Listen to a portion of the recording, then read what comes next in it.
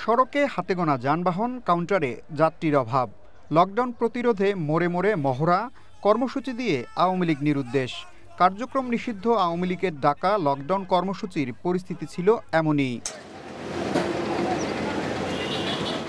বৃহস্পতিবার সকাল 10টা আওয়ামী লীগের ডাকা লকডাউনে উত্তরবঙ্গের প্রবেশদ্বার হিসেবে পরিচিত রাজধানীর আমিনবাজার গাবতলী সড়কের চিত্র ছিল এমনই। দূরপাল্লার গাড়ি ঢাকায় যাওয়া আসা করেছে হাতে গোনা। গাবতলী টার্মিনালেও নেই যাত্রীর দেখা। সপ্তাহের শেষ দিনে যেখানে যাত্রী ভিড় থাকার কথা, সেখানে অলস সময় কাটিয়েছেন পরিবহন শ্রমিকরা। না, যাত্রী আছে, নিজেরাই ছাড়তে চাচ্ছি না। যাত্রী আছে না, গাড়ি রাস্তাঘাটের গ্লাস ভেঙে দিচ্ছে, এটার সমস্যা করতেছে। যাত্রী কম, প্যাসেঞ্জার কম। এই যে হরতালের ডাক দিচ্ছে, অবরোধের ডাক দিচ্ছে, এই কারণে আতঙ্কে অনেকেই আসতে চাচ্ছে না। হ্যাঁ, এখন একটাও ছাড়ি নাই, একটা গাড়ি ছাড়বো। প্যাসেঞ্জার কমের কারণে একটা ছাড়বো। যাত্রীরাই যাত্রী স্বল্পতার কারণে গাড়ি ছাড়তে পারি নাই। এখন আবার একটা বুক দিচ্ছি, এখন দেখি পরিস্থিতি দাঁড়ায়। সকালবেলা গাড়ি 2বার বুক দিয়ে বন্ধ করে দিছি। যাত্রী নাই, যাত্রীর স্বল্পতার জন্য এমনি কোনো সমস্যা নাই, কিন্তু যাত্রীর কারণে যাত্রী অনেক সময় অনেক ভয়ভীতিতে বাড়াচ্ছে না, টার্মিনালে আসতেছে না। এই কারণে আমরা গাড়িকে ছাড়তে পারতেছি না।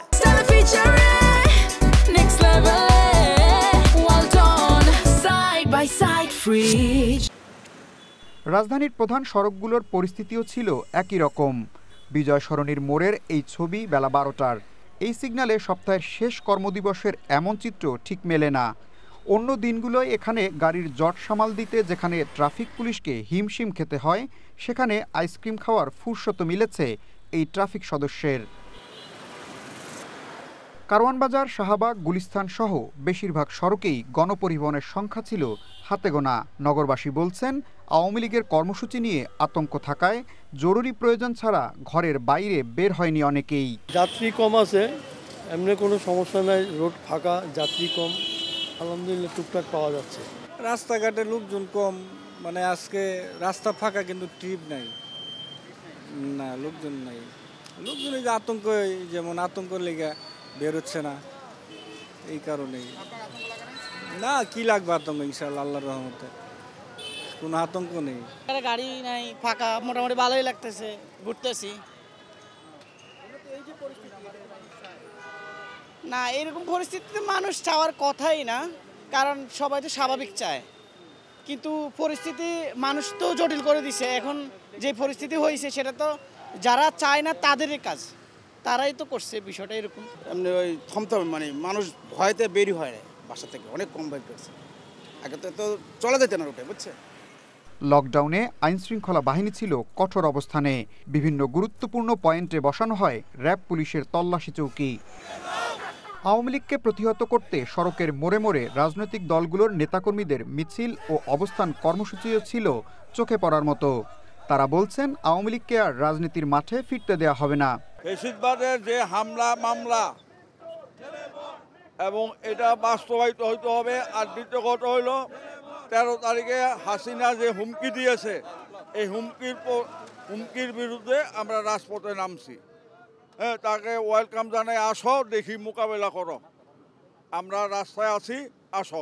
পার্ট সব কিছুই লকডাউন বলেছে, কিন্তু মানুষ তাদের এই লকডাউন যেভাবে জুলাই গণঅভ্যুত্থানে এই দেশ থেকে বিতাড়িত করেছিল, এখনও এই লকডাউনকে তারা ঘৃণা করে প্রত্যাখ্যান করেছে এবং আগামীতেও করবে, কারণ বাংলাদেশের মানুষ এই ফ্যাসিবাদকে আর বাংলাদেশে দেখতে চায় না। দুপুরে গুলিস্তানে আওয়ামী লীগের অফিসে আগুন দেয়া হয়। পরিত্যক্ত ভবনের 4 তলায় পড়ে থাকা ময়লার স্তূপে দেয়া হয় আগুন। আওয়ামী লীগের সমর্থক সন্দেহে আটক করা হয় 2 জনকে। তার ভিতরে ভোলার ছিল 2 জন, ভোলা চরপেশনে, তাও আবার আমার দেশি, কিছু বলবো না। তো তাদের 2 জনকে পুলিশের হাতে নিয়ে দিছে। আর একজন ছিল, তাদের ফোন চেক করে পাওয়া গেছে, তারা খোঁজ দিতেছে, তারা বিভিন্ন হোয়াটসঅ্যাপ, একজনের সম্পূর্ণ ফোন ডিলিট করে ফেলছে। তারপর তার রিমুভ সেন্টারে যায় সব কিছু পাওয়া গেছে, তার মেসেঞ্জারে সম্পূর্ণ তার মানে গোয়েন্দা আর কি।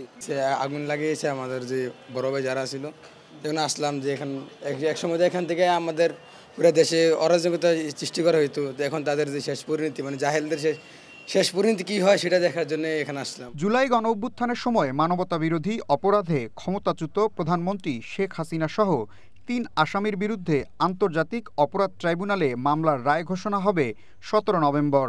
এদিনও তারা একই রকম কর্মসূচি দিতে পারে বলে ধারণা করা হচ্ছে। ইশতিয়াক ইমন, ওয়ান নিউজ, ঢাকা।